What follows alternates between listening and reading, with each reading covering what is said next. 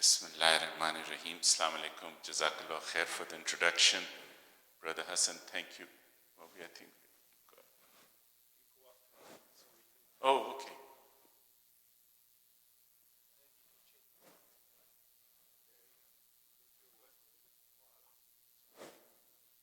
Maybe I'm standing in front of my slides. Yeah, this should be better. Yeah. So, Jazakallah khair for inviting us here. May Allah subhanahu wa ta'ala bless you for your patience and making sure that you're here. Building beautiful minds. A few years back, we started thinking about what's happening to the Ummah all over the world. And one of the saddest parts is that we have become an international football. Everybody from Donald Trump to George Bush, Dick Cheney is kicking us around.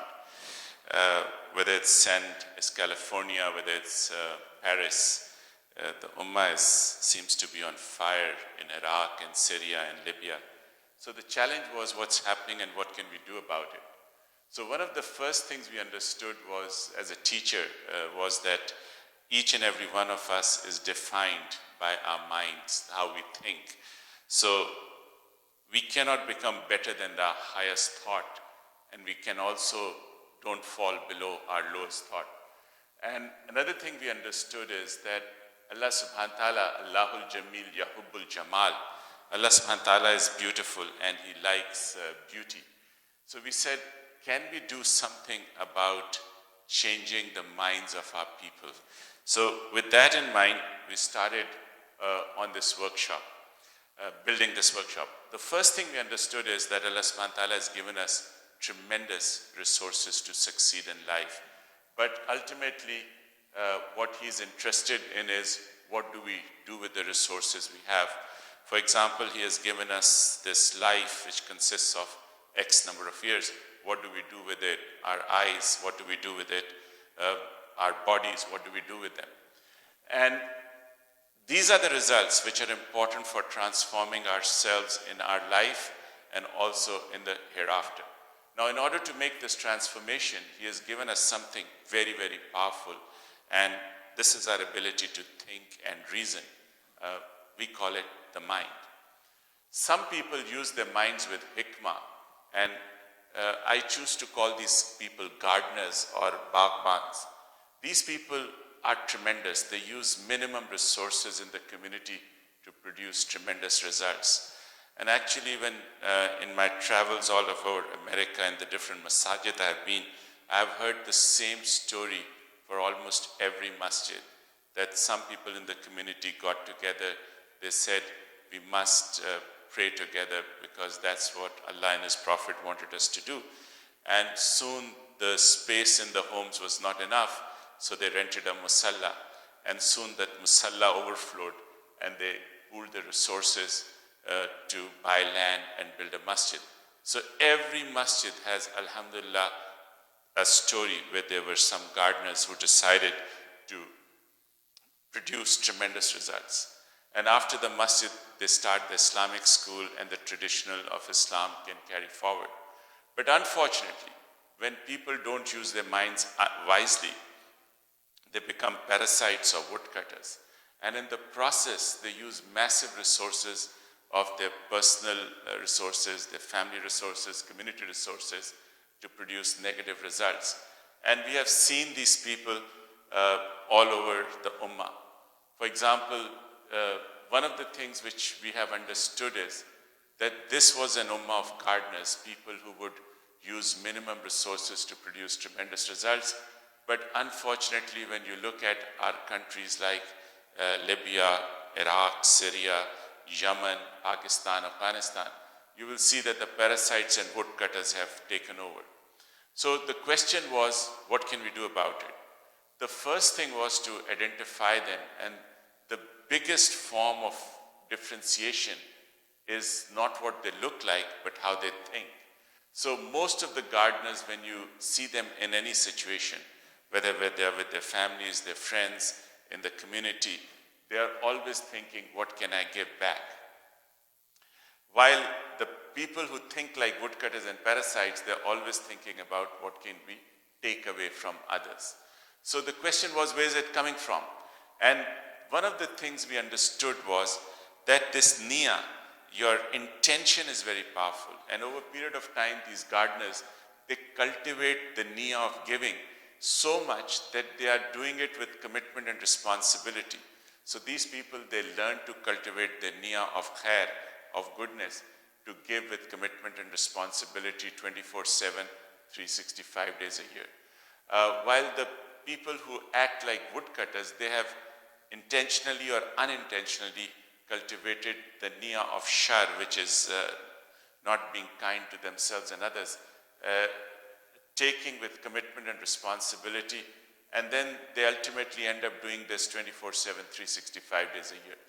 So our challenge was, where is it coming from? We were not like this. This transformation has happened in the Ummah in the last 30, 40 years. So one of the things we understood is, when a child is born, that child is an unconditional taker. But over a period of time, this child learns to own things like, this is my pacifier, these are my shoes, these are my books, these are my clothes, ultimately my school, my report card, my job, my salary, my house, my spouse, and then, the toys we have, like our cell phones and our computers, our cars, and then the investments, and then the wealth. But most of us, we forget this day when everything that we have collected together painstakingly, from our clothes to the assets, they'll be taken away from us unconditionally. And in the Quran, Allah subhanahu wa ta'ala says that each and every one of us will have to taste this day, the death. Now, between the birth and death, what we understand is that when we come in this world, we don't come with anything. And when we leave this world, we won't leave with anything. So in essence, we are just the custodians of what Allah gives us between these 2 days. So our life really depends upon what do we do with what we get between these 2 days. So the woodcutters and parasites, they learn to take as much as they can, give as little as they are compelled to give, and they say that this is profit, accumulation of wealth, of profit is success. So this is the paradigm these woodcutters and parasites live by. And what we find is that most of the people in the Ummah, they have adopted this paradigm of success. The paradigm of Prophet ﷺ and his companions was to learn to share and give everything unconditionally. And one of the most beautiful ayahs which actually explains this paradigm is Qul inna salati wa nusuki wa mahyaya wa mamati lillahi rabbil alamin. A very humble translation is, please tell them that all my salah, all my ibadah, my sacrifices, my life and my death are for Allah subhanahu wa ta'ala. Unfortunately, these teachings, people who practice them, they live very simply. These people, they live a life which is very attractive for people, with new cars, brand new houses, a lot of wealth, jewelry. So our young people are attracted towards this, and we see more and more people turning towards this lifestyle. So right now, most of the young people in the Ummah, when they choose their field of education, they will choose a field not what they're good at, but where they can earn enough money to have profit, accumulation of wealth and success. Very few of us will say that, okay, I'm trying to earn this wealth to give away, to help others. Most of us, we try and accumulate it and hoard it. So my challenge was, let's understand what is driving the woodcutter, what is driving this process. And one of the things we understood is that woodcutter and parasites, they are driven in their lives by their needs. They have based their lifestyle on their needs. And the three biggest needs in the life of a woodcutter or parasite is hubbe mal, which is love for money, hubbe jah, which is love for significance, and hubbe power, which is love for power to make and break others. When we studied the gardeners, we found that these people, They made a fundamental difference in their lives by living their life with their values.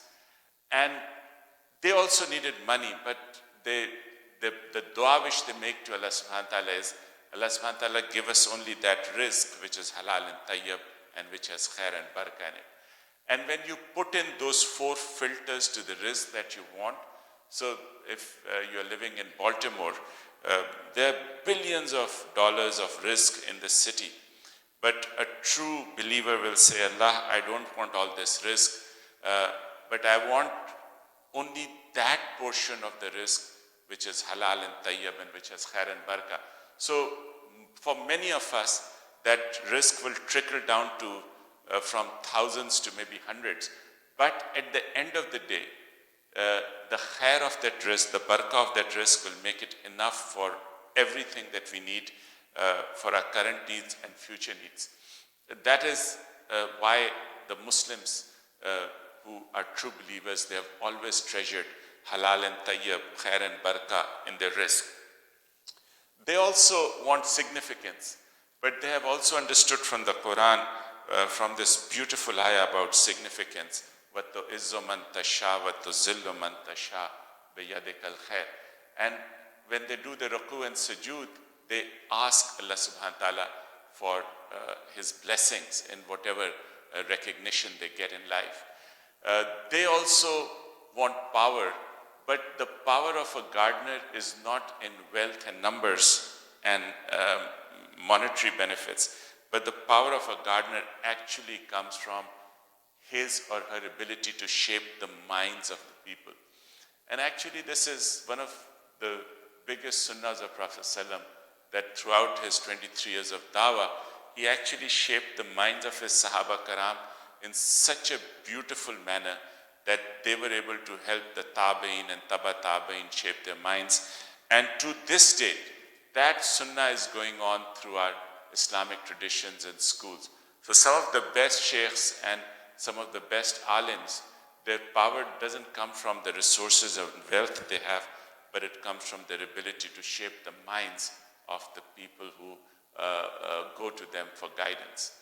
So when a gardener lives his or her life according to the values, with the intention of goodness, giving, with commitment and responsibility, they build and contribute. They make this world a better place for all of us, and for themselves and their families and their community. But when a parasite or woodcutter lives his or her life according to their needs, with the intention of shar, with taking commitment, with commitment and responsibility, they actually demolish and destroy. So one of the challenges which I faced when I understood this was, I asked myself, where do I stand? And I found that I was thinking like a parasite, and I was a parasite and woodcutter, but pretending to be a gardener. And actually that was a big shock for me, because I never had understood where I was coming from. So one of the biggest challenges was to ask Allah subhanahu wa ta'ala to help me in this transformation, because I knew this was a one-way ticket to hell. And if I had any chances of, meeting Allah subhanahu wa ta'ala with good grace and His khair, then I had to at least try and become a gardener. So this is actually a journey which I underwent many years ago, and I'm still undergoing it. So one of the things which we wanted was a beautiful role model where we could all agree, and that was Rasulullah sallam. I personally feel that he was one of the best role models as a gardener for all of us. So our challenge was, can we build beautiful minds by design in today's world where we have all these woodcutters and parasites all around us? And if yes, then how? So our strategy was very simple. If you look at our world around us, and I borrowed this term from computers, my body, the clothes I'm wearing, the laptop, my cell phone, my car, my house, my spouse, family, this city, this country, the whole world, the sun, moon, stars, galaxy, all of this is hardware. The whole universe is hardware. And in this universe, Software is our ability to think. So the question was that if we want to make this transformation, what is more important? So one of our friends, he suggested that from the first day of his dawah, Rasulullah sallam, till his last breath, what did he emphasize his companions to do? Change their hardware, which is their houses or spouses, or to change the software. And once we started thinking in these terms, it became very simple that he asked them to change the way they think, which was the software. So with this in mind, we said, okay, why did he ask us to do that? And then we understand that as soon as the people, they changed their software, they actually transformed into very beautiful, magnificent people. So much so that in the next 30 years, the two greatest superpowers of that time, they just melted in front of the force of that software. The second question was that if we look at the people in the Ummah, what is actually more important for us, the hardware and software? And the more we talk to people, one of the things that we understand is that most of us, for us, the hardware is very important. We are always running around trying to get better clothes, better cars, better houses. Thank God we are not looking for better spouses, otherwise people like me would be out on the streets. But apart from that, most of the time we are trying to upgrade the hardware, getting things better. So once we understood this, we also understood our strategy that ultimately if we are going to facilitate the resurgence of the Ummah, helping people become strong and the Ummah becomes strong, we have to facilitate the building of beautiful minds. We have to learn to upgrade our software to meet the challenges of this century and to succeed in this life and hereafter. So towards this end, if we look at the Sunnah Prophet ﷺ, for the first 13 years of his dawah in Mecca, he taught his companions personal excellence, how to excel. And then as soon as they migrated to Medina, the first thing which he taught them was teamwork. When he when he paired one Ansar with one Mahajir, and he called it Mawakhat. And then leadership. Next 9 years, he taught his companions how to lead in a world of turmoil and hardship. So these three different facets they form. And actually, without personal excellence, there's nothing. But unless we learn to work with each other, we cannot get the khair and barakah of personal excellence. And unless we understand the principles of leadership in Islam, the teams over a period of time, they become ineffectual. So all these three, they have to go together for building a beautiful mind. Mind is the software of the brain. With most people, it develops by default. The development of the mind depends 10% upon genes and 90% upon the environment we live in.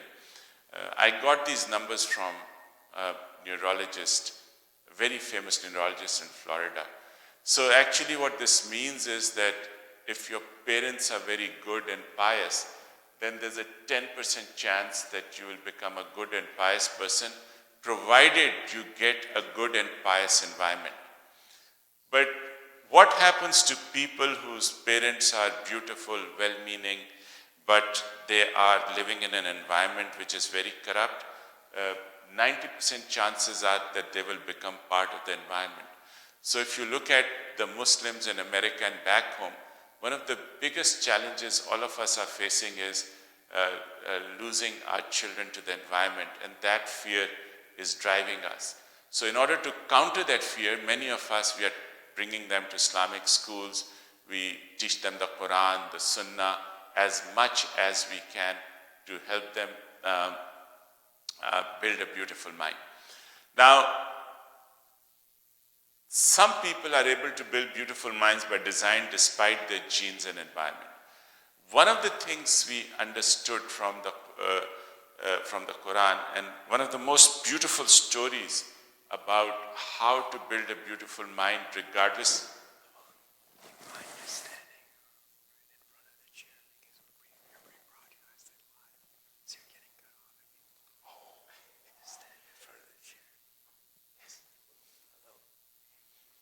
Okay. Not that way, okay. Jazakallah khair. I should look at that screen more often to make sure I'm there. Okay, okay, Waiyakum. Sorry about that. If you read the story of Hazrat Musa alayhi salam, it's a beautiful example about building a beautiful mind despite the genes and environment. Genetically, he came from a family who had been enslaved for hundreds of years. His people had been enslaved by the people of Pharaoh. And as slaves, the dominant genes of independence had been totally destroyed, and the genes of slavery and obedience were there. On top of that, he was raised in the most corrupt house in Egypt, the house of Pharaoh. So according to this latest theory, he should have been a very weak and very corrupt person. But if you read the Quran, Hazrat Musa alayhi salam comes out as one of the most magnificent prophets in the Quran, the most mentioned prophet in the Quran. And I asked my teacher, how did this happen? And he told me that in any situation, wherever you are, Allah subhanahu wa ta'ala gives us khair and shar, and he gives us a choice. What do we focus upon? So he said that the biggest challenge is, what are you focusing upon in the environment? And in the story of Hazrat Musa alayhi salam, my teacher said that when he was a child, he was exposed to the goodness of Bibi Asiya, the wife of Pharaoh, in the environment he was living on. And he focused with the niyyah of ikhlas on that goodness of Bibi Asiya. And Allah subhanahu wa ta'ala imbibed him with that goodness. And as he grew up, Pharaoh started taking him to the court, and there he was exposed to the arrogance of Pharaoh and also his leadership qualities. So he ignored the arrogancy and he focused with ikhlas on the leadership qualities of Pharaoh. And over a period of time, Allah subhanahu wa ta'ala imbibed Hazrat Musa alayhi salam with the leadership qualities of Pharaoh. And then after a while, when he kills somebody by accident and he has to run away to Madian, and there he meets his future father-in-law. And the father-in-law gives him one of the sweetest deals, that if Hazrat Musa alayhi salam chooses to serve his father-in-law for the next 8 to 10 years, he will give one of his daughters hand in marriage. And in those 8 to 10 years, with the niyyah of ikhlas, he focuses on the wisdom of his father-in-law, and Allah subhanahu wa ta'ala then imbibes him with wisdom. So now when you see Hazrat Musa alayhi salam, you see goodness, you see tremendous leadership, and you see wisdom. Now, my challenge was that he was a prophet, Allah subhanahu wa ta'ala was guiding him. So I asked my teacher, what about people like myself who are confused in this world and we don't know what to do? And my teacher said, Wallahi, we are so lucky that regardless of where you live in, wherever you are, in every Muslim household, there are two great gifts of khair from Allah subhanahu wa ta'ala to guide us. One is the Quran and the other is the Sunnah of Prophet ﷺ. And any one of us who focuses with ikhlas on the Quran or the Sunnah, we will be imbibed by the goodness and the tremendous wealth these two sources have for helping us live a better life in this world and hereafter. So, if you focus with ikhlas, yeah.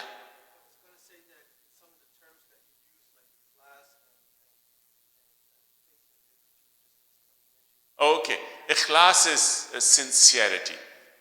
I'm sorry, for me it's like ikhlas means so much more than sincerity in English. So ikhlas is highest level of sincerity and selflessness. Where you are saying, I don't want anything except the pleasure of Allah subhanahu wa ta'ala. That is the highest level of ikhlas.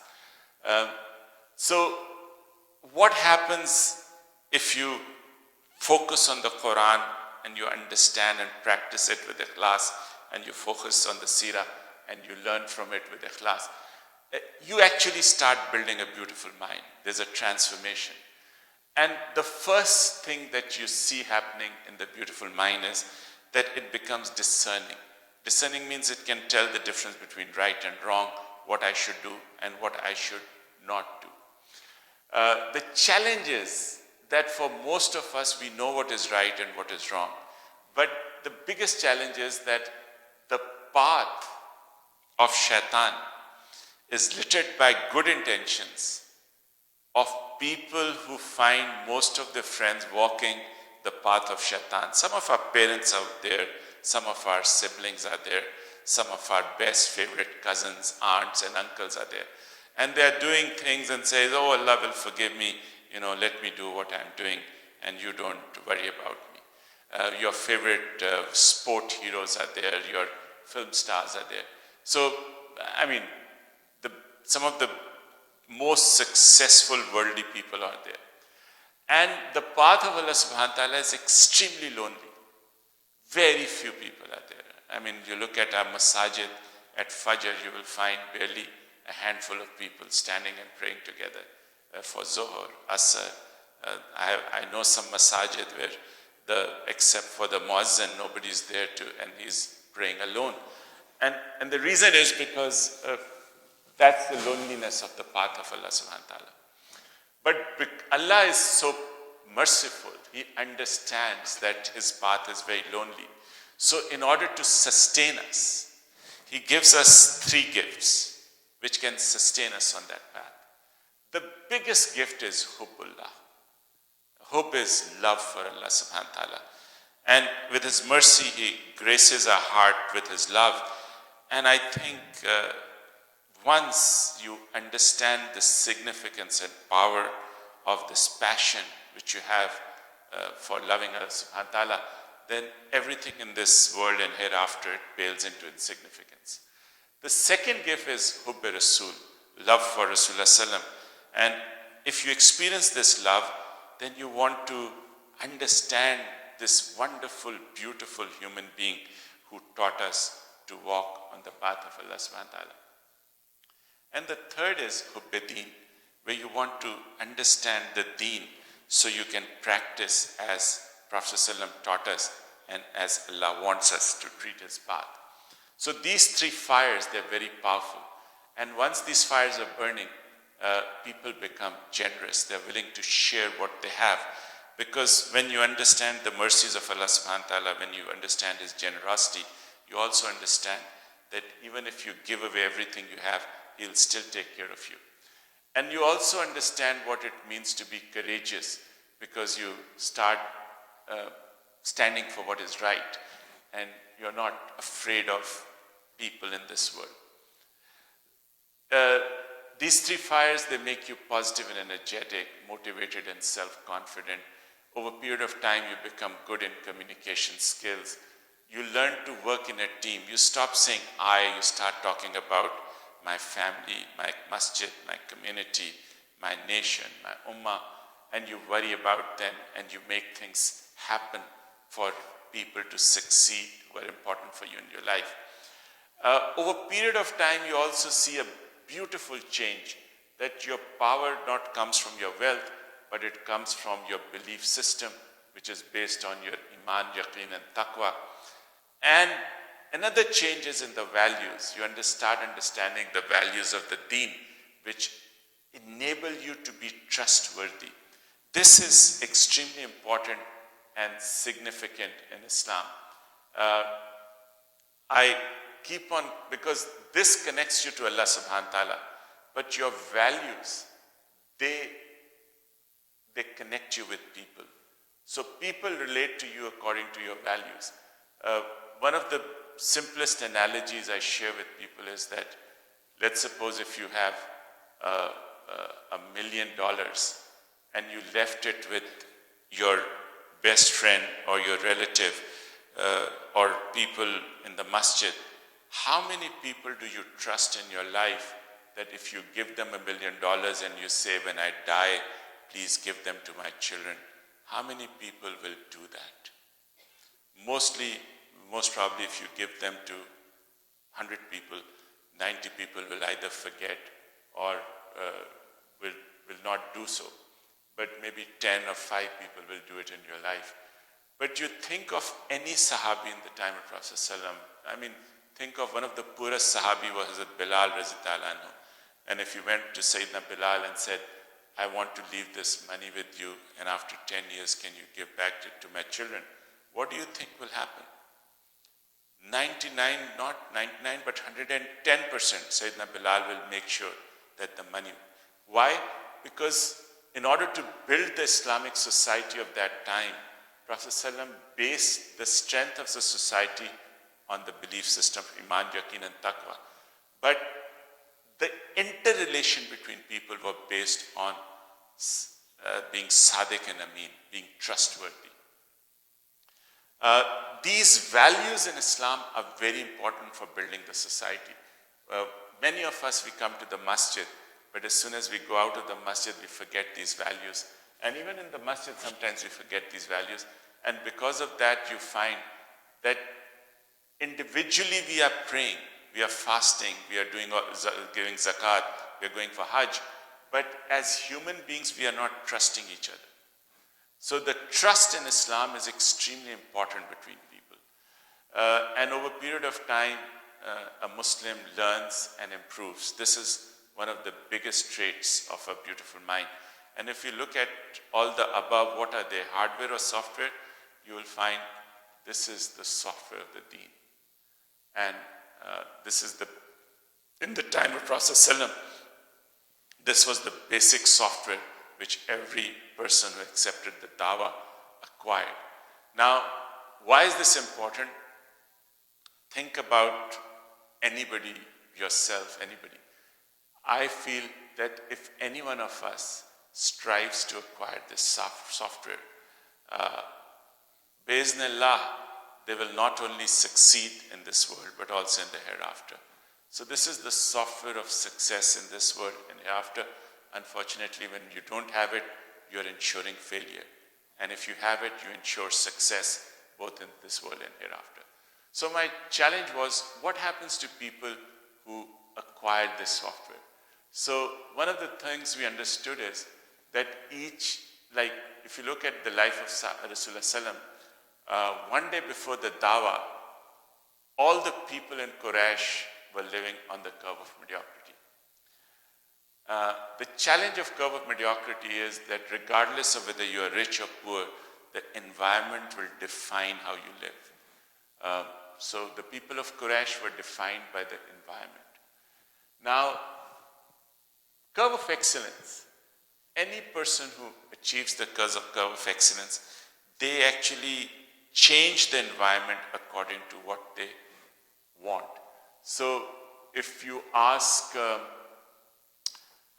anyone in today's world, in the Western world, that who's on the curve of excellence, they'll talk about Warren Buffett, Steve Jobs, Bill Gates, people who are tremendously rich. And you'll say, why? So they'll say, okay, if Bill Gates has to go and live in Sahara for a year, how will he live? He has so much wealth. He will go in an air-conditioned jet, where he will have an air-conditioned car, an air-conditioned tent. He will take all his kitchen supplies, and he has so much money, he'll drill holes, tube wells. He will desalinate the water. He'll plant trees, and over the next few years, he will make that into another California. Because his money, he can do it. He can change the environment, even a place like Sahara, into a livable, viable place. But, and then I ask them, who are on the curve of mediocrity? They'll say people like Nasir Aziz and, people who come to the masajid, Muslims are actually living on the curve of mediocrity. So wealth is the biggest denomination on where you land on these two curves. But what you see from the life of Prophet ﷺ is that one day before the dawah, everybody was here. But as soon as people started accepting the dawah, they were making this quantum leap from mediocrity to excellence. For example, two of the Sahabas who made that quantum leap are not surprising. For example, Hazrat Usman bin Affan and Hazrat Abdurrahman bin Auf. They were so rich that they were the equivalents of Warren Buffett of our time. But what is surprising is that some of the poorest Sahaba Karam, when they accepted the dawah, they also made the quantum leap. For example, Sayyidina Bilal Razitalan, he was a slave. He had nothing to his name. He makes a quantum leap. Same thing about Zayd bin Haris. Same thing about Hazrat Samia, who dies. Same thing about Ans, Hazrat Ans. These were people who had nothing. The Ashab Sufa, they were all on the curve of mediocrity. But as soon as they accepted dawah, they became the brilliant mentors of the Muslims today.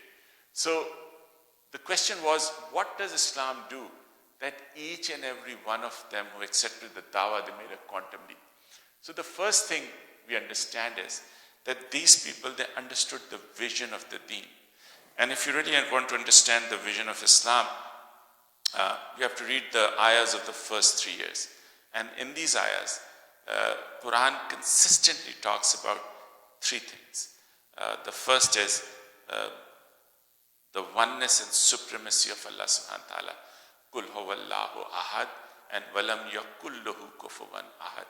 The first ayah talks about the oneness of Allah subhanahu wa ta'ala, and the last ayah talks about his supremacy.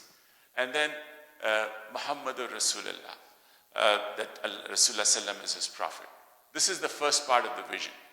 The second part of the vision is that there's a day of judgment where Allah subhanahu wa ta'ala will be supreme, and there'll be no shade except the shade of Allah subhanahu wa ta'ala. And on that day, the two things that we prize most in our lives, our sons and our wealth, will be insignificant. And the only currency of that day will be the good deeds. So that's the third part of the vision, that whatever we do on this planet Earth, from the day we are born till the day we die, the good deeds will determine whether we succeed or fail. Now, in order to succeed, Islam taught people who submit to focus on building beautiful minds. That it's our ability to think, to differentiate. And the third thing is that you build this beautiful mind by empowered learning from the Quran and Sunnah. You cannot get it from anywhere else. And the fourth thing is, Islam is not a theoretical religion where you can memorize the Quran or the Hadith or the Seerah and you think you have succeeded. Islam is actually knowing and learning what to do and then continuously improve it. So learning and improvement is a continuous, integral part of the deen. So these 4 steps, even today, I feel, I believe, anybody who takes these 4 steps, they can make a quantum leap. Or if they're not making a quantum leap, at least they will start improving, and then improving, and then improving, and then improving. And it's a continuous process. It's not, this line is an imaginary line which keeps on going higher and higher as we keep on improving. Now, if you look at the Ummah today, it's the biggest graveyard of talented and God-gifted Muslims with no vision. And when you do not understand the vision of deen, then the focus is on empire building, on collection of wealth, accumulation of profits. And once your wealth goes beyond a critical mass, then you stop learning from the Quran and Sunnah. Unfortunately, these people, they think, oh, these are old books, they are irrelevant, na'uzubillah. And once you stop learning from the Quran and Sunnah, there starts a continuous deterioration which destroys everything which we have, our families, our houses, our spouses. So one of the major things that I've seen happening to people who build beautiful minds is this quantum leap. Now, once you make this quantum leap, then there's another thing which starts happening. And this is actually another, this is the most magnificent thing which the Prophet did in his 23 years of dawah. And that was to transform the potential of his people into achievements, which they did, not only for the deen, but for the Day of Judgment. This is very powerful and significant because Arabs had been there for thousands of years, fighting with each other, destroying each other. But as soon as he taught them how to build a beautiful mind, they changed the course of history. Today, America, Canada, Europe, Japan, China, India, Brazil, they are spending trillions of dollars to teach their people how to do it. And this Prophet ﷺ taught us for free. I was amazed how he was doing it, because one of my challenges is, number one, building beautiful mind. The second challenge is to teach myself and share with others how to be on the curve of excellence. The third challenge is there's tremendous potential in the Ummah to do good in this world. But if you look at what good we have actually done, it's insignificant compared to the potential. So the question was, how did Prophet ﷺ enable his companions to do these tremendous achievements? So first thing he taught his companion was to acquire knowledge. And he encouraged them to acquire knowledge from cradle to grave, every man, woman, and child. Now, my challenge was that he was not a man of letters. He had wisdom, he had knowledge, but he was not a man of letters. So the challenge was, why is he emphasizing knowledge so much? So I kept on thinking, and one of my teachers, he says, Nasir, think about the biggest problem you have in life. Any problem. And then he said, why do you have a problem? So I said, I have a problem because I do not understand it. So he said, if you do not understand a problem, that means the problem is here and your level of knowledge is here. And as long as this parity is maintained, this problem will go into your grave, creating problems for others. So then he says that if you want to solve a problem, what do you have to do? You have to increase your level of knowledge. Now, this increasing of knowledge is so powerful that Allah subhanahu wa ta'ala has given in Quran one of the most powerful and beautiful du'as, which consists of 3 words. Rabbi zidni ilma. Allah, please increase me in knowledge. And as he increases you in knowledge and you rise above the level of the problem, what do you think happens to the problem? It melts and it becomes an achievement. So, increasing in knowledge and increasing in knowledge, they were an essential part of transforming potential into achievements. The second thing which Prophet ﷺ emphasized throughout his life was to have a better attitude. Now, if you look at the first 13 years of his dawah, when Islam was a persecuted minority, the attitude which he practiced and what he taught his companion was sabr, shukr, salah, and dua. Now, after the migration, things started improving, and perhaps the most beautiful day in his life was the conquest of Mecca. I called it the melting of Mecca because there was no fight, there was no war. Meccans just gave up. And on that day, the most beautiful day of his life, he shows a part of him which is very powerful. If you read the Sirah, many traditions mention that he entered the Kaaba on a camel, and while he was doing the tawaf, he was bent double with humility. His beard was touching the kajawa of his camel, and he was reciting Hamd Sana, praising Allah subhanahu wa ta'ala, and gratitude that Allah, without you, this day would not have been possible.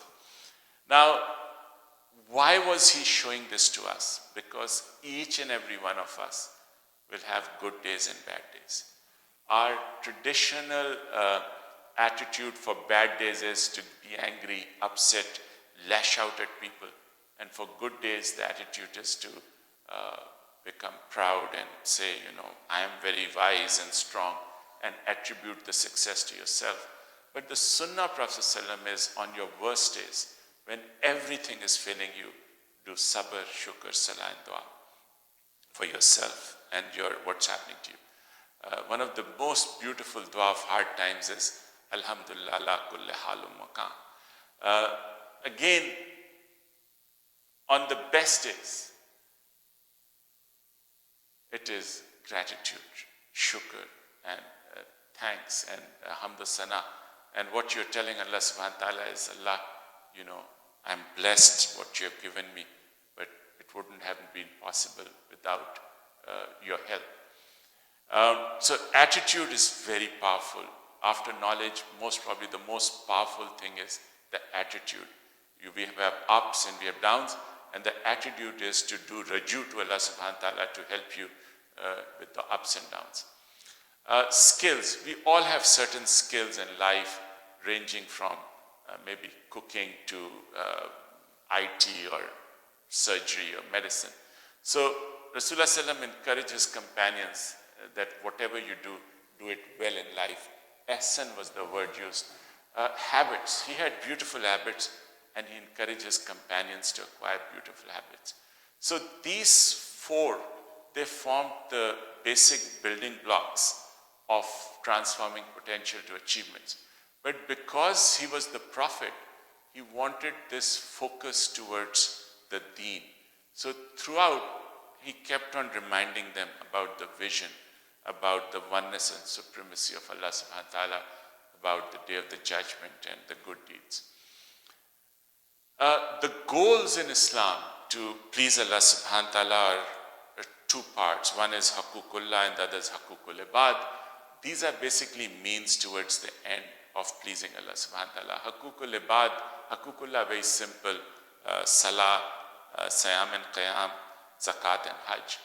But haququl ibad are huge. They start from taking care of your parents, your family, your spouse, your house, your neighbors, then yatama wal masakin. And for the orphans, Rasulullah ﷺ had such a soft corner that he said, whoever takes care of one orphan will be like this with me in Jannah. And any needy person, anybody you could help. Now, in order to help you with these goals, Allah subhanahu wa ta'ala, Rasulullah ﷺ taught his companions the importance of hubbullah, hubbi rasul and hubbi deen. We have already talked about it. Now, beautiful minds have two things extra. The first and most powerful thing which they have is self-belief. In Islam, Allah subhanahu wa ta'ala and his Prophet taught us self-belief in three levels. The first level of self-belief is iman. When you do your kalma and you say, Ashhadu an la ilaha illallah wa ashhadu anna Muhammadar Rasulullah, you are actually professing that you are a Muslim. This is the shahada which you give, and you become a Muslim. So you're submitting. And by doing that, you connect yourself to Allah subhanahu wa ta'ala and say, I'm a Muslim, I submit. But the second level is when you have yaqeen in Allah subhanahu wa ta'ala without seeing him, his angels, his prophets, his books, and the day of the judgment. And you say, I believe.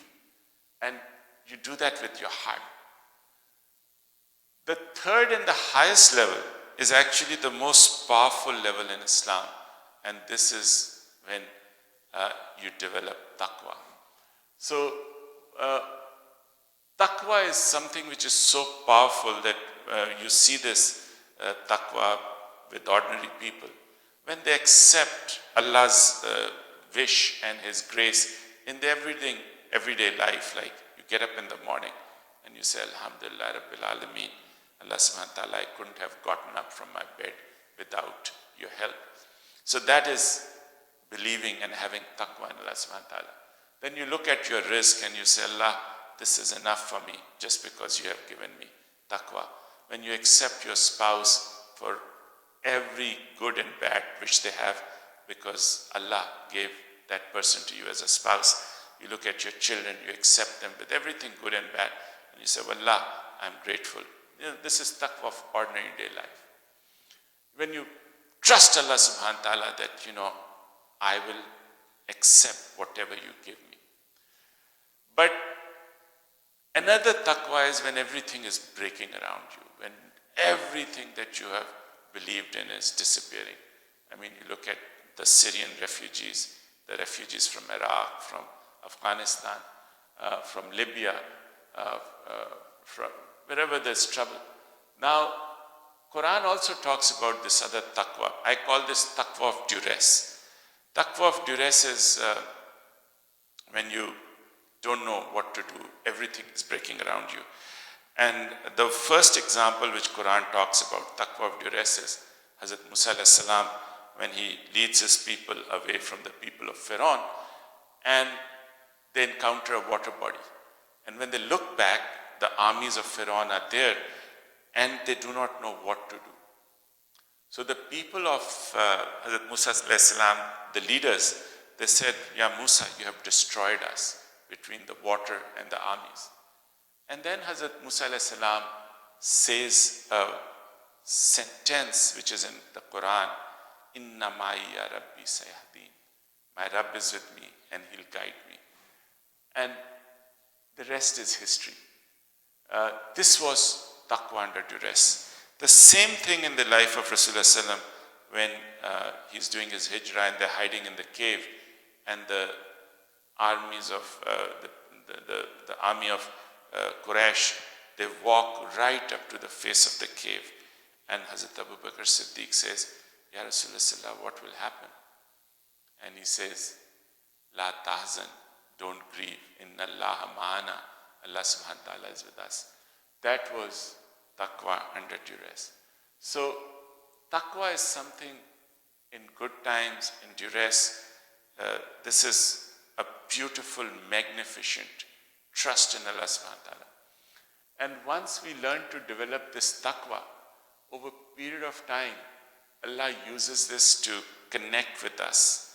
And then with people who have taqwa, He gifts them by giving them opportunities to do good deeds in life. So on the day of judgment, we'll have an excuse that Allah will use it, those good deeds, as an excuse to send us to Jannah.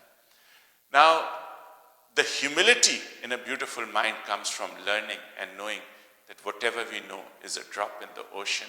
And as times passes, we have to learn more and more and more. Now, one of the questions is, where do you do it? When the Prophet ﷺ was there, one of the greatest teacher, he knew exactly where to start with each and every one of his companions. How do we do it today when he's not there? So we kept on asking, where should we start? And we didn't know. And ultimately, one of my friends, he said, let's start where the deen started. Ikra bi ismi rabbik. Learn, read with the name of Allah subhanahu wa ta'ala. And we also understood that one of the challenges which we have is, why did Islam start with Ikra? Why not with Allahumma? Or why not Allah subhanahu wa ta'ala address Rasulullah as Ya Rasulullah? And Allah knows best, but we think because learning is very powerful in the deen. For example, if you look at this picture, without learning, you cannot understand the importance of Iman, Yaqeen and Taqwa. You cannot understand the power of vision.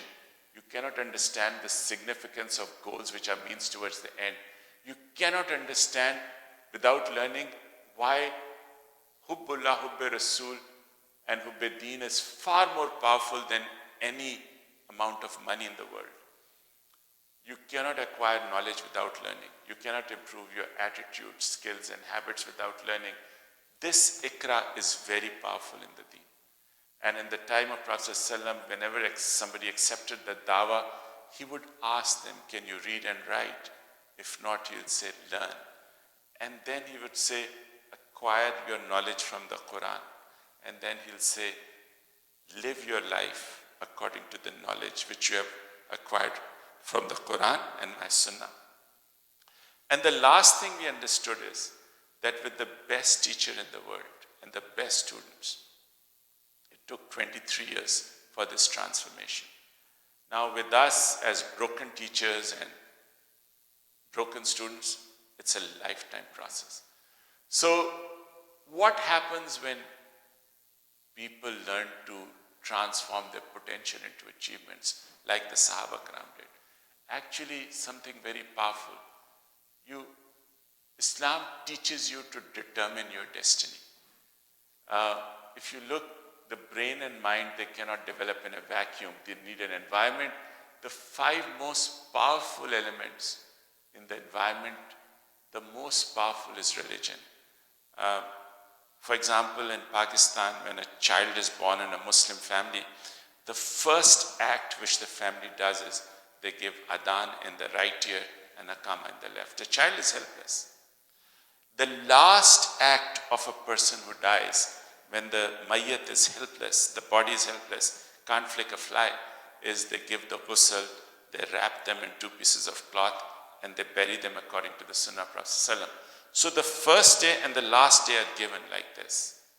And in between, Allah subhanahu wa ta'ala says, this is my path. Which in the first Surah Fatah, it's Ihdina Sirat al-Mustaqim. And for those of you who will walk the right path, I'll forgive in this world and the hereafter. But if you defy me and you walk any other path, then the Sirat al-Mustaqim, I'll destroy you in this world and the hereafter. Families are very important in Islam. This is the building block. And in the family, the most powerful person is the mother. And I kept on figuring, why has Allah and His Prophet put so much emphasis on the role of the mother? The first and the biggest reason is the connection of the child with the mother starts 9 months before the child can connect to any human being in the world. It starts 9 months before. The second thing is, when the child is in the womb, the power of the dua of the mother is so huge. Think about the mother of Hazrat Maryum when she makes the dua, Ya Allah, please accept this child in your service. And what does she beget? Bibi Maryam. And she gets Hazrat Isa alayhi salam. This dua of the mother when the child is in the womb for 9 months is so powerful. It is transformative. Even for the first 5 years, when the character building is taking place, the dua of the mother, the companionship, the character of the mother becomes the role model. So actually, when the father steps in after X number of months and years, by then everything has been formed by the mom. That is why mothers are so important in Islam. And their dua is so important for the child, not only in the formative year, but throughout the life. So my submission is, even though it's late for people like myself, but continue praying for your children, especially the mothers, the fathers, because the family, the power of the family is that dua they give to their children for each other. Friends are very important. Especially in America, I used to think that, for a Muslim, it doesn't matter who your friend is. But what I'm seeing now is that it's tremendously important who you sit with. In my travels, I've come across sad stories, tragic stories of Muslims whose children went into bad company. They thought these friends were very cool, jazzy, and then got into drugs. One of my friend's son I just discovered he's in a jail because in the bad company, he just went haywire. He went into so many challenges, and now the child is in jail. He's a 24-year-old young Muslim sitting in the jail because somebody got murdered, and he was kind of wrapped in it. Wherever I go, when I talk to these people whose children are in trouble, the biggest thing they talk about is the companionship, the friends. And then I also saw an opposite happening. I was with my son, we were doing Salah in one of the interfaith chapels, I think in Chicago or somewhere. I'm forgetting. And while we were praying, this young boy walks up and he starts doing his salah. And after salah, I asked him that you're so young, what do you do here? He says, I work in the airline, throwing baggage off the aircraft into the vehicle which comes and takes it to the airport. So I asked him, have you always been praying like this? He says, no, before we were living in some other city and I didn't have good friends, so I never used to pray. So I said, what happened? He said, when my father moved, I've befriended this family of 4 brothers and they all pray. So after a while, sitting with them, talking to them, I also started praying. And this particular day, when none of his friends was there, he was praying because his friends used to pray. So make sure that the friends you make, even though we are adults, are good, better than you in the deen. So from there, you can learn how to become better in the deen. And your children are exposed to those friends, so they also learn to make friends who are better than the deen. Culture is very important. Rasulullah ﷺ inherited a mixed bag of culture. And he taught us something very powerful, that whatever is there in the culture, you measure it on the standards of deen. Whatever is acceptable, make it a part of your culture, otherwise throw it out. So living in America, we bring a rich culture from back home. A rich culture is in this country. So whatever is consistent with the deen, adopt it. Whatever is inconsistent, throw it out. Organization. Most of us are economic migrants to this country. We came to this country to seek a better lifestyle. And Alhamdulillah, for most of us, this country has been very kind. We came with nothing. Most of us, we have houses, we have cars, we have families, our children are doing well. But this is the challenge, that over a period of time, you will find that because we are economic migrants, we want to work with the organizations, businesses which pay us the highest. Now, many times for people who are, or organizations which are paying you the top dollar, they're paying you that amount because they want you to put the interest of the organization before your deen and your family. So even though we are earning a lot of money, but in the long term we are losers in the eyes of Allah subhanahu wa ta'ala and also with our children. So what does Islam teaches us? Islam teaches us that deen is not the part of my organization. Whatever work I do is part of my deen. So make sure whatever you do, number one, it's halal and tayyib. And number two, it allows you to practice your deen and take care of your family. Because on the day of the judgment, these are the 3 questions we'll all have to answer. Whether we were working for halal and tayyib rizq. Number 2, whether we were taking care of our obligations of deen. And number 3, whether we were taking care of our family. So all these 5 elements, they give input to the brain and mind. The output of brain and mind consists of 3 things: feelings, dreams, and ideas. Now, 1-day-old child just has feelings: hot, cold, hungry. After a while, it learns to think in terms of pictures like, oh, this is my mom, this is my dad. And then after a while, it gets ideas that when I smile and hug, my dad takes me for a ride, or my mother gives me some lollipop or juice.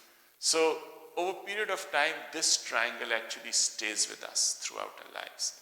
For example, we are still driven by our feelings, our dreams and ideas. When I was a woodcutter, all my feelings were for making money, being significant and powerful. All my dreams were to achieve that. And 24/7 I was thinking how to acquire more and more money. But now that I'm trying to become a gardener, my feelings are to share and care. The dream is actually to share this session, which I'm sharing with you, with about 6 million Muslims in the United States and back home in Pakistan. And 24/7 I think, how can I do a better job? Now, depending on the triangle, when I was a parasite or woodcutter, all my words are about acquiring wealth and collecting and investing and becoming richer. Now all my words are about sharing, caring, giving. Actions. The words you use consistently, they transform into actions. So when you talk about giving, over a period of time, you see yourself giving. But if you talk about hoarding, you see yourself hoarding. And these actions collectively, they become your habits over time. And these habits determine their character. And this character determines your destiny. So when I was a woodcutter, I can actually see, I saw myself with a one-way ticket to hell with the destiny of Harun, Haman, and Pharaoh. And once I started reading the Quran and I made the dua that Allah Pak, please help me in walking on the Sirat al-Mustaqim, the first thing that Allah did was to change my feelings. I felt that this wealth was immaterial and I didn't want to keep it with me. And then He changed my dreams, He changed my ideas. As soon as this triangle changed, the words changed, the actions, the habits, and even the character, I'm seeing it change. And I'm praying to Allah subhanahu wa ta'ala that He gives me enough time, that on the day of judgment I have done enough good in this world that my destinies change. This is the output we give to this world, and the world actually weighs it with invisible hands, and it gives us feedback. One of the biggest feedbacks that I get is that, Nasir, you're a first-class idiot and a stupid fool. You are trying to teach people to become gardeners in a world which is dominated by very powerful parasites and woodcutters like George Bush, Dick Cheney, the corporate sector, the Wall Street, the Madoffs of this world. And they will destroy you. But then I look at the life of Prophet ﷺ and I see, and actually this is very scary feedback. And then when I look at the life of Rasulullah ﷺ, the one thing I noticed throughout his dawah, from his first day of his dawah till his last breath, is he never wavered. He never had these doubts whether I should do it or not.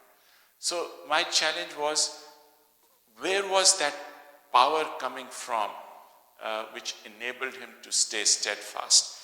And from his seerah, what I understood is his power actually came from his belief systems, and I'll talk about it.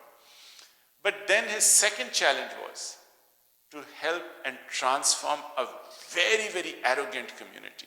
I mean, these Arabs were wild Arabs. I mean, you can't even, we don't even have words in English language to describe them. They were wild, they were arrogant, they were full of themselves. And the only way he could make that transformation happen was if they trusted him through his values. The trust was the biggest thing in the Arab world. Can you trust this man? So coming back to his power, the Quraysh believed in their numbers, their wealth, their weapons, and Prophet ﷺ had none of them. And all he had was his iman, yaqeen, and taqwa. So in his best moments and his worst moments, he actually used his belief system to recharge. Whether it was Taif, whether it was the first hijrah, whether it was his last hijrah, or whether it was a third hijrah, or whether it was Uhud, he kept on reverting back to his iman, yaqeen, and taqwa to draw strength. So his battery recharging system was so powerful that he always had strength to do the right thing at the right time. But at the same time, in order to make sure that the message is properly received, he ensured that he practiced the highest values.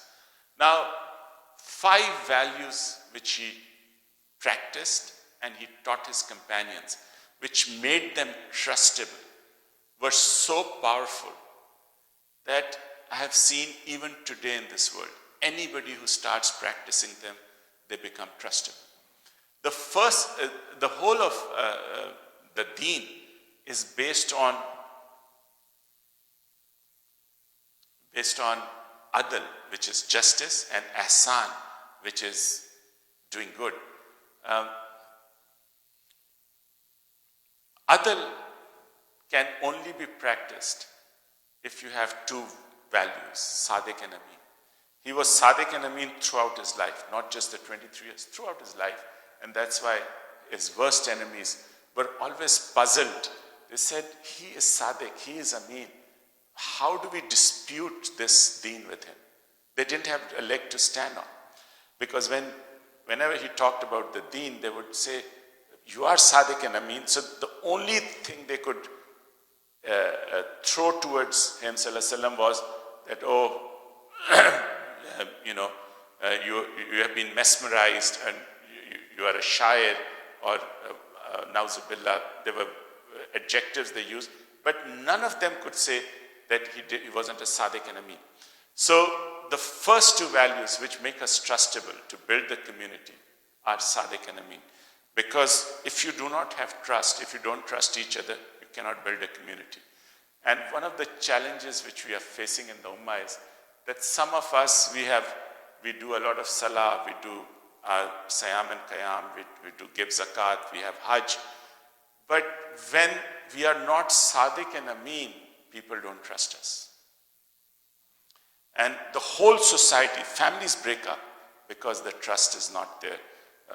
Children move away from the parents because they don't trust each other. Brothers fight with each other.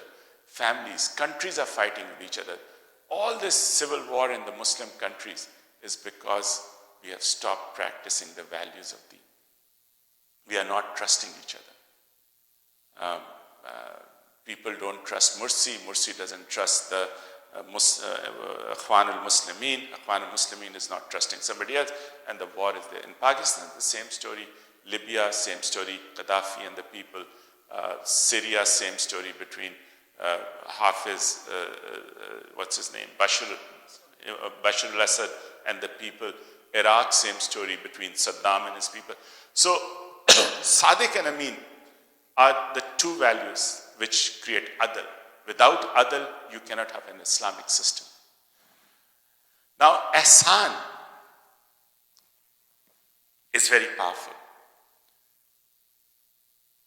In all his contracts, he was giving back more than what he get. So he would have a contract, whether it was a marriage contract, a friendship contract, any contract he made. He taught us, give back more than what you get. Why? Whenever you give back more than what you get, you increase the barakah in the work. And as the barakah increases, the khair comes in, and the little becomes enough for everybody. What you see in the Islamic world is everybody is trying, that we think it's very clever to take more and give less. Now what happens when you do that? The khair goes away, the barakah goes away, the distrust comes in, people start fighting with each other. So the Islamic courts are full of cases for 30, 40 years, not decided why, because people are giving back less than what they're getting. And when everybody is doing that, the society breaks up. So the first two elements, Sadiq and Amin, and then the third is giving back more than that. The fourth value, which he practiced himself and his companions, very few people talk about. And I'm surprised because this is the value which brings the hearts close to each other. Now, one of the challenges I found was very simple, that throughout his life, when he was born, there was nothing in the house. Everything left by his father, Hazrat Abdullah, had disappeared. A few horses, camels, sheep and goats. By the time he was born, in the few weeks in between, it has just disappeared. So there was nothing in the house of Bibi Amna to celebrate his birth. In the last 10 days of his illness, he asked Bibi Aisha, what's there in the house? And she said, there are a few coins. So he said, there's a tradition which says, he said, give them away. I don't want to have anything in my house when I meet Allah subhanahu wa ta'ala. There's also a tradition that the last night in his life, there was no oil in the lamp in the house of Prophet ﷺ. And throughout the night, he was in pain, fever, and Bibi Aisha was making him comfortable. But there was total darkness. There was no light. Now, my challenge was that when I look at my life and people around us in the richest country in the United States, what do we do to people who don't have anything? We throw them on the streets. All the homeless in Baltimore, in Chicago, where I come from, New York, where I have lived, Houston, where I have lived, wherever I go, homeless are the people who have nothing, and the families, the society, they have thrown them on the streets. But my Prophet ﷺ, he didn't keep anything for himself. He had nothing. But still his companions loved him so much that when he was doing his wudu in Sulh Hudaybiyah, the Sahaba were fighting for the water which was dropping and putting it on their faces and chests.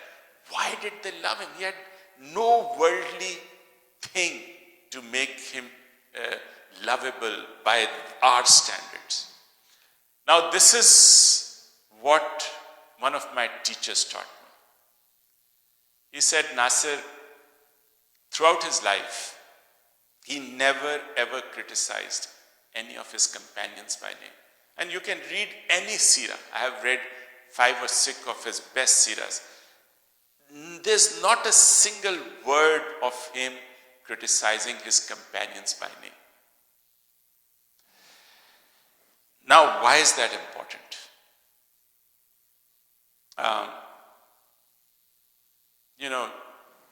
We are sitting in a masjid. If we are sitting in a party and there are 15 or 20 Muslims, men, women, children, after a few minutes, the children will start fighting with each other. Oh, he didn't do this, and they'll start fighting. But sometimes I've seen adults behaving the same way. Oh, you didn't do this, you didn't invite me to a party, I'm upset with you, you didn't do this, or you didn't cook the dinner, you didn't bring the money, you didn't do this, and people start criticizing each other, fighting with each other. And sometimes these fights become so huge, so big, that we lose some of the most precious people in our lives. And again, at a macro level, when different groups of people start criticizing each other over a period of time, there are civil wars in the Islamic world. But what was his sunnah? Never criticizing, that was his sunnah, not doing it. But what he actually showed us was, look for good in others. For example, one of his greatest sunnahs was to look for good in his companions. There was a man called Abu Bakr, and he said, what is the best thing about you? You are Siddiq. You are my friend. It doesn't matter. And I'm sure Hazrat Abu Bakr had lots of weaknesses, but he forgot all them, and he said, but you are my Siddiq. When he looked at Umar Farooq, Hazrat Umar Farooq was a fiery man, by nature hot-tempered. But he ignored that and he said, you are Farooq, somebody who can distinguish between right and wrong. Hazrat Usman was extremely rich with, again, many weaknesses. But he said, you are Ghani.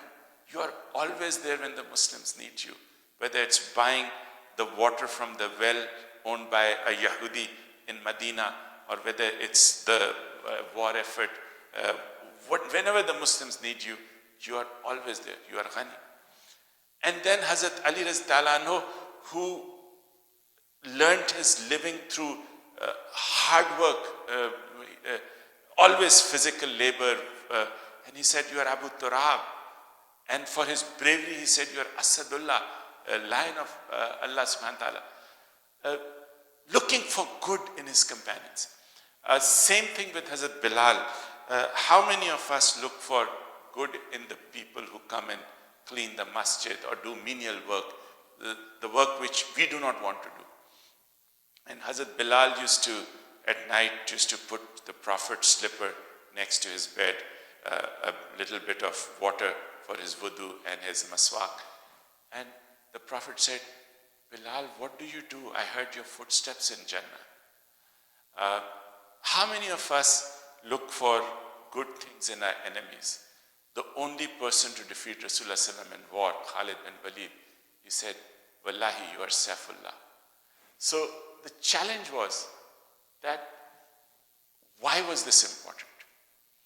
Now this is, when we look at his companions, when Rasulullah sallam told them that these are your good qualities, so these companions that develop these qualities. And then they joined hands like this with each other. And they formed that beautiful society of Medina, which changed the course of history. And remember, these companions were very few, 250 to 500 people who used to live around the Masjid al-Nabawi in Medina. They weren't in thousands. The thousands were living in different villages, different cities. But the core group which transformed the whole society was 200 to 500 people. My challenge was, he was practicing this sunnah, he was the prophet. What happens if you do it or I do it? So one of the challenges which I said was, okay, he was there to tell his companions, he's not here, sallallahu alaihi wasallam, but what is there good in me? And I started looking at my life as a child. After 2 or 3 years, somebody whispered in my mom's ear that you are spoiling him. So my mom, every time I did something bad, she took off her shoe and pit. And then she started telling me, you don't do this, you don't do this. Then they sent me to school, and the teacher was paid to tell me what I was doing wrong in my homework and my classwork. And after 16, 20 years, I went to work, and my boss was paid to tell me what I was doing wrong. And then I got married, and after the honeymoon, my wife started telling me what I was doing wrong, and I started telling her what she was doing wrong. And we started scaling it up. And when we had our children, they opened their eyes to two, father and mother, saying, this is right, this is wrong, this is right. And they also started telling us, you don't do this, you don't do this, you don't do this. Now in this situation, I said, okay, where do I start? So I started with myself. I said, okay, what, for God's sake, what is good inside you? And after a long search, one of my students gave me a clue. He said, I have gone to many classes, many teachers, but you are different. You teach with ikhlas. So I clutched at that straw, and I started developing that ikhlas, because that's what the companions did.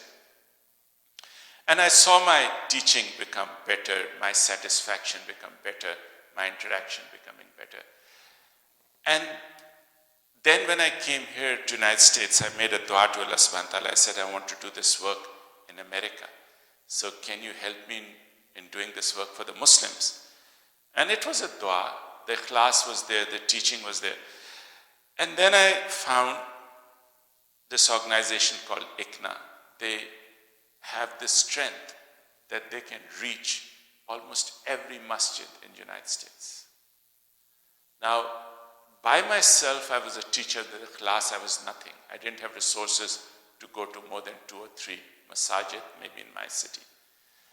ICNA can reach 70 or maybe 5,000 masajid in the United States. And we joined hands like this. And alhamdulillah, with the grace of Allah subhanahu wa ta'ala, since 2011 December, we have reached more than 150 masajid in more than 15 states, and we are still counting. I also use this as an experiment with every workshop I do. Many of you must be married, you have spouses, and you may have experienced the same thing, that either jokingly or seriously we criticize our spouses day in, day out. And sometimes, it leaves a bad taste. Sometimes the conversation goes out of control. Sometimes the children hear things which they shouldn't be hearing. Sometimes it boils down to the in-laws and outlaws and friends they find out. So it's not nice. So this is the challenge, that tomorrow when you get up from bed, and most probably you'll be sleeping with your spouse, follow the Sunnah of Prophet ﷺ. And I did this, and I'll tell you, it's huge. And the Sunnah, as you look at your spouse, and with a nice smile, beautiful smile on your face, tell her that many years ago when I was getting married, there were many proposals I could have considered. But what was the best thing that I did? I decided to marry you. And before that spouse understands where you're coming from, you can tell her that, these children, I've often wondered all the good things they're coming from your part of the family. your mom, your dad, your brothers. Now, I have seen my friends buying their spouses diamonds as a present. And the happiness of diamond doesn't last beyond a week. After that, the criticism starts. But if you do this on that day without spending a cent, your spouse will be walking on air with happiness and delight. They may not believe you, but the power of the sunnah is so much that they will have the best day of their life. And if you use opportunities to tell them about what is good in them, you will really understand the meaning of the dua in the Quran, where Allah subhanahu wa ta'ala says that may your spouses be the coolness of our eyes. We make this dua. And Allah, you will see that coolness coming when you start seeing good in your spouses. This is one of the most powerful sunnahs of Prophet ﷺ. And if you start doing it with your children, start it rather than criticizing them, starting telling them what you see good in them, you will also see the other part of the dua where your children become the coolness of your eyes. And in the end, what's happening? Okay, I have to close this. And this last... it all starts with the intention. And the biggest dua for intention is, Allah subhanahu wa ta'ala help me in becoming a gardener.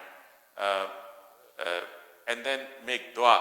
One of the most beautiful duas I learned from Brother Yusuf Estes, I'm sure you have seen him on Peace TV. He was doing this session in Austin, Texas in 2011. Is Allah subhanahu wa ta'ala give me only that rizq which is halal and tayyib, which has khair and barakah in it, and help me meet those people whom you like and make me one of those whom you like. But over a period of time, I have found that all the duas are very powerful. But the best dua is the first dua of the Quran. Alhamdulillahi Rabbil Alameen, Ar-Rahman Ar-Rahim, Malik Yawmiddin.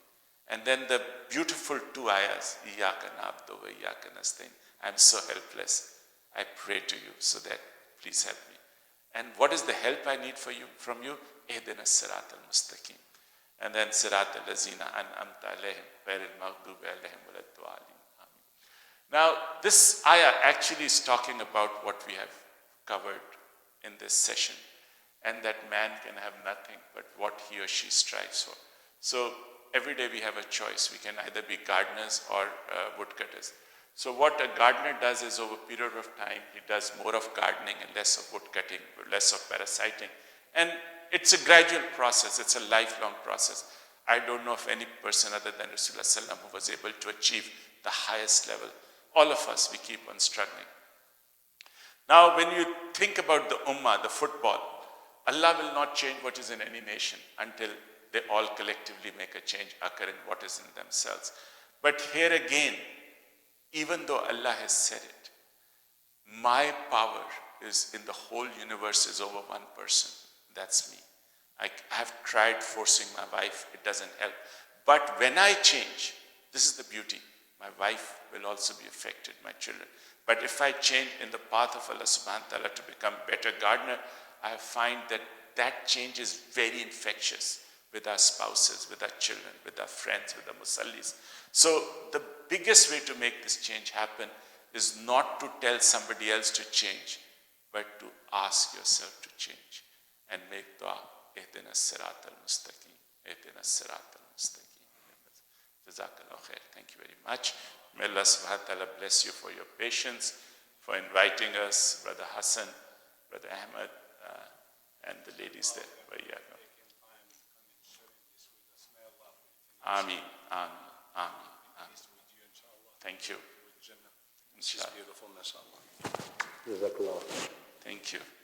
So, we would love to see you again. Inshallah, inshallah. May Allah bless you. Thank you. So what time is Asr here? 5. So where are we doing Asr? I did my Asr. Traveling. Brother, are you hungry? No,